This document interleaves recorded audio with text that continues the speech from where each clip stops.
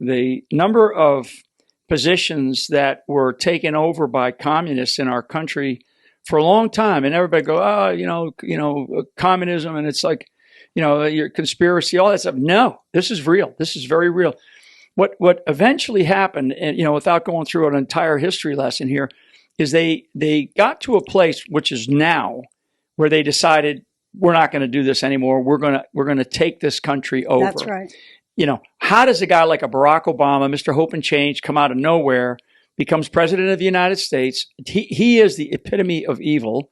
And then, thank you. And then you have, Hillary Clinton was told, no, we're gonna have you later. You're gonna step aside. You're gonna let this guy, because she was the heir apparent. Yeah, clearly, to the Bush presidency in the early part of this century. And so what happened was there was a decision where we're going to get this guy, Obama, elected. We're going to make him the president of the United States for 8 years. And then we'll have Hillary. Right.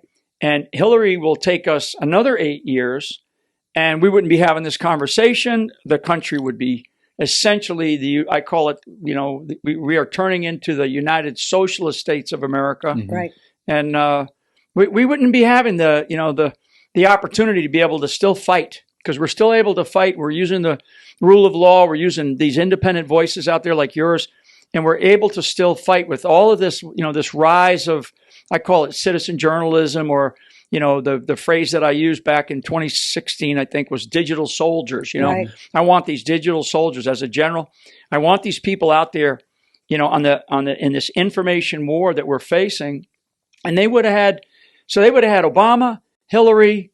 But what happened was, thank God, that a guy by the name of Donald Trump said, I've had enough. And I talked to him in the summer of 2015, not more than maybe 2 weeks after he came down the escalator. And I think there was like 5 people working on his campaign staff. That's when I first met Corey Lewandowski. And Trump had asked me to come down to meet with him because he saw me in either some testimony where I was talking about how Iran, I was condemning the JCPOA, the Iranian nuclear deal that Obama was trying to do. And so he asked me, because he wanted to come down and have me talk about some of this stuff because of the breadth of stuff that I was involved in at the time. And for like 2.5 hours, we're sitting there. And this is a man that absolutely loves this country, loves America.